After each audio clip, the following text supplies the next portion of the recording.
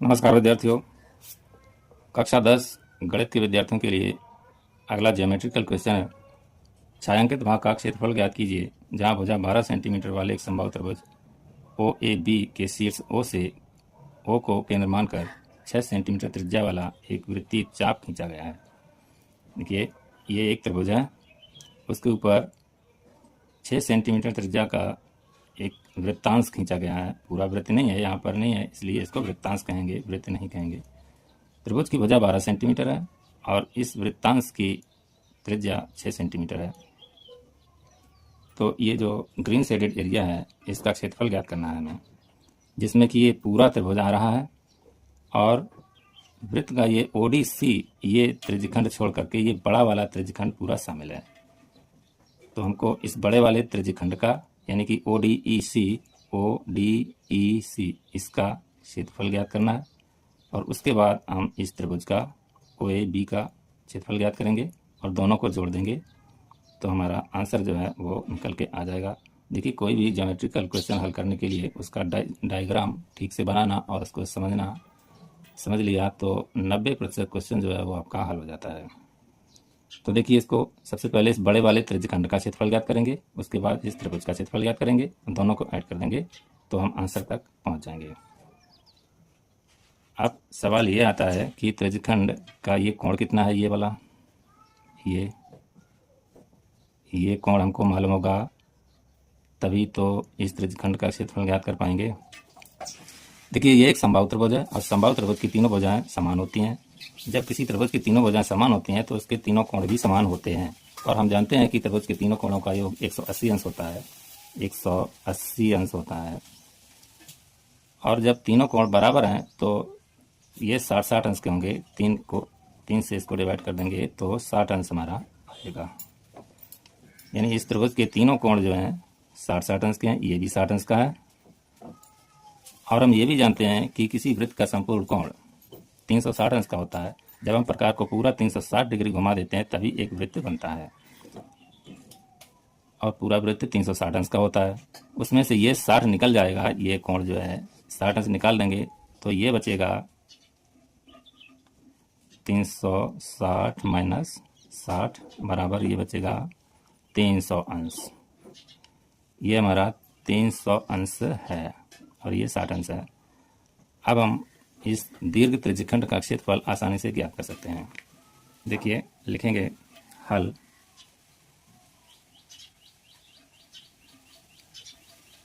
त्रिज्यखंड का क्षेत्रफल ज्ञात करेंगे। त्रिज्यखंड ODEC का क्षेत्रफल ये बराबर होता है, त्रिज्यखंड का फॉर्मूला होता है थीटा बटे 360 गुणा क्षेत्रफल यानी पाई आर स्क्वायर। थीटा हमारे पास 300 आया है और पाई का मान हम जानते हैं 22/7 होता है और आर हमारे पास 6 सेंटीमीटर है। यहाँ से यहाँ तक इस वृत्त की त्रिज्या है जो कि 6 सेंटीमीटर है, तो हम वो ले लेंगे। लिखेंगे थीटा 300 आया है तो 300 लिखेंगे बटे 360 लिखेंगे गुणा 22/7 गुणा 6 गुणा 6 का स्क्वायर है तो 1/6 और लिख लेंगे।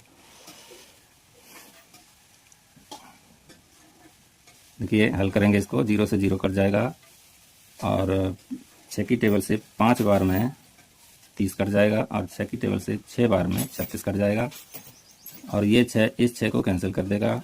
अब हमारे पास बचेगा ये 5 बचेगा, 5 गुणा 22 गुणा 6 बटे ये 7। अब इन सब का हम गुणा कर लेंगे तो 5 छक्का 30 होता है, 30 गुणा 22 करेंगे, 22 तिया 66 होता है तो 66 पर 1 0 आ जाएगा बटे 7 सेंटीमीटर स्क्वायर। ये हमारे इस त्रिज्यखंड का क्षेत्रफल है, इस वाले का। और अब हम इस त्रिभुज का भी क्षेत्रफल ज्ञात कर लेंगे और दोनों को जोड़ देंगे। देखिए, लिखेंगे त्रिभुज का नाम है यहाँ पर OAB। त्रिभुज OAB का क्षेत्रफल बराबर, देखिए, एक समबाहु त्रिभुज है और समबाहु त्रिभुज का इसकी तीनों भुजाएं बराबर हैं तो ये समबाहु त्रिभुज हुआ और समबाहु त्रिभुज का क्षेत्रफल ज्ञात करने का फार्मूला होता है √3/4 इंटू इसकी जो भी भुजा होगी उसका वर्ग, भुजा वर्ग, और भुजा यहाँ पर 12 है तो हम यहाँ पर वैल्यूज़ इनकी रख देंगे। लिखेंगे √3/4 इंटू 12 गुणा 12, वर्ग है, 2 बार 12 लिखेंगे। अब हम इसको कर देंगे 4 की टेबल से, एक बार में 4 कट जाएगा और 3 बार में ये 12 कट जाएगा। अब ये आ रहा है √3 इंटू 12 इंटू 3, तो 12 36 होता है, 36 √3 सेंटीमीटर स्क्वायर। ये हमारा क्षेत्रफल निकल के आ गया है इसका त्रिभुज का। अब हम दोनों को जोड़ देंगे तो हमारा जो ग्रीन शेडेड एरिया है पूरा, उसका क्षेत्रफल हमें प्राप्त हो जाएगा। अब देखिए जोड़ने के लिए क्या करते हैं, छायांकित लिखेंगे, छायांकित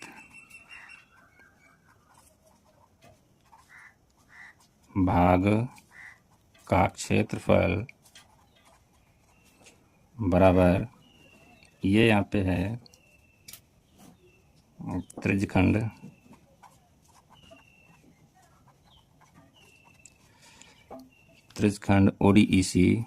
ODEC प्लस त्रिभुज OAB, इन दोनों का क्षेत्रफल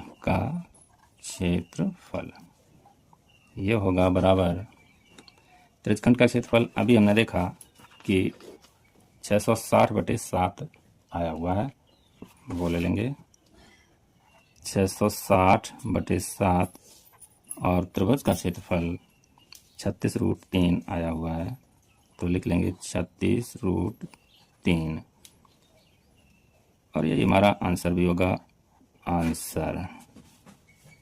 और इसको और ज़्यादा हल करना हो तो ये हो जाएगा 660 प्लस 742 की 2 हासिल 4, 7 की 4, 25, 252√3 पूरा का बटे 7। इस शक्ल में भी आप लिख सकते हैं आंसर को। तो इस तरह से ये प्रश्न हल हुआ, और वीडियो को एक लाइक कर दें और चैनल को सब्सक्राइब कर लें। धन्यवाद।